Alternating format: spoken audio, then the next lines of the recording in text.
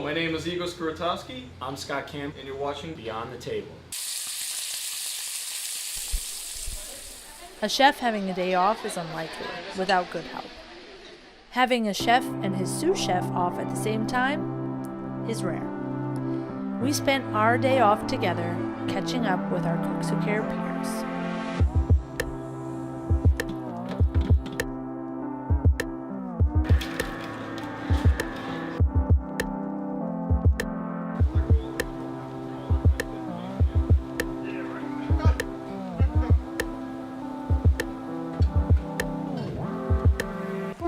What makes the grind worth it is being able to see the progress that happens over time.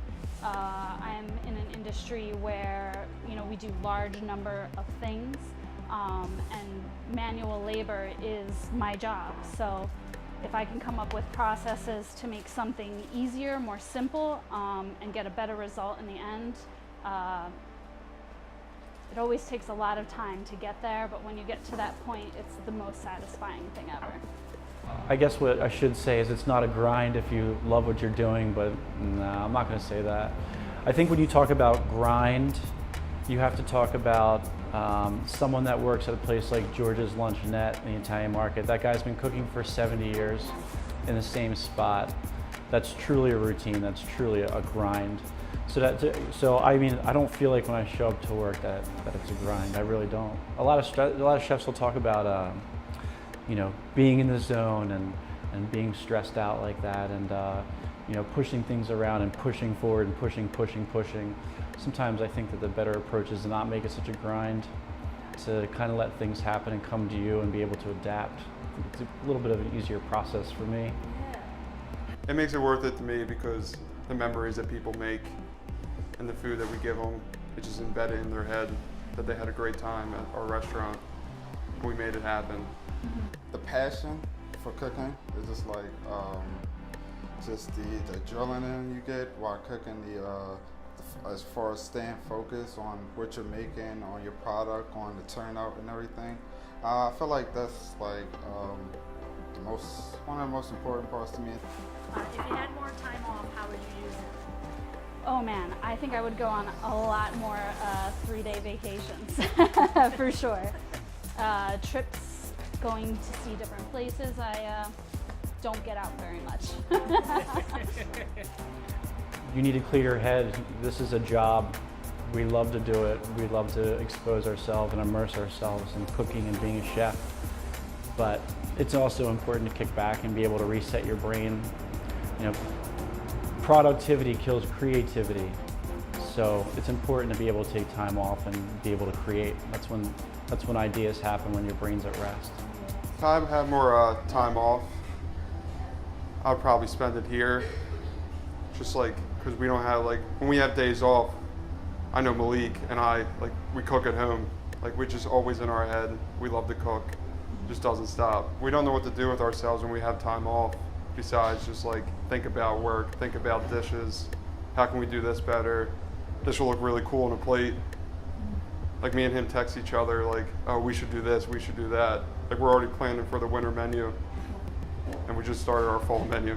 Food is always on your mind, especially when you only get a day off, or even Mikey, he usually coming on his day off or something like that. It's always the restaurant is on the mind, the food is on the mind, turnouts of food, or how can we give the customers a better experience coming to the restaurant. Or it don't even have to be the food, it can be the decor, or something how can we attract more, which we've been trying to work on, attract more guests for the restaurant, as far as getting our name out there, posting more food, posting our location, just so we stay into the scene and people can recognize who we are and come, basically get a good experience here at the Ugly Duckling. In a perfect world, I have enough employees to get the work done, and enough time that if somebody needs a day off for whatever health reasons or personal anything, it's not a problem. Because anytime I think the worst thing that happens is everyone always feels bad about taking off work if they're sick, because you know you're going to negatively affect the rest of the group. It truly is like the life-work balance. It's something that I've insisted on. It's a reason why I left my former career, is because I really think that if you concentrate on working maybe a little smarter than harder, then things are going to work out your way. That's my father-in-law's favorite. Sure, smarter, not harder. We Yeah. hear it everywhere, but Everywhere. to truly practice that and to hold your ground on certain things and spend your time wisely at work and spend your time wisely at home, it becomes less of a grind. No, I mean, I wish I could equate it to some sort of like strategy or technique, but I really think it's about a vibe. Every kitchen you establish your own vibe and the way you want things, and you surround yourself with people that appreciate that sort of philosophy, then it's going to be a win. What I think we need to see in the future of like the food industry is more like all the chefs in the area getting together. I know they don't want to leave the restaurants, but like a time just like, say we had like a group like outing in the park. I mean, we're still going to talk about food, but we're not in the kitchen just working. It's just like we're outside, we're still talking about what we love. We're just not exerting the energy, we're relaxing for a little bit. Cooks who care, like being with you guys, but just to like do other experience, that helps not only us, other people. Like as far as for instance, like me going visiting my old elementary school, because it all starts with kids and everything. So I like to get the word out to them, just to show like you can be somebody, you can be something. I grew up in the same area, in the urban area, things like that. You don't have to be what everybody tell you have to be in the area. You can go where you want to be, because nobody told me to be a chef. I decided that on my own. Love cooks who care, because it just gives they give the perspective that too many chefs don't talk about. A lot of chefs, they're like hard-headed. They don't talk about like the sensitive things, like relationships and stuff like that, and how that affects the time off. Like how you're getting chefs together just to bring that out, bring light to it. That it's not always all like a saute pan in your hand, you're like yelling and stuff like that.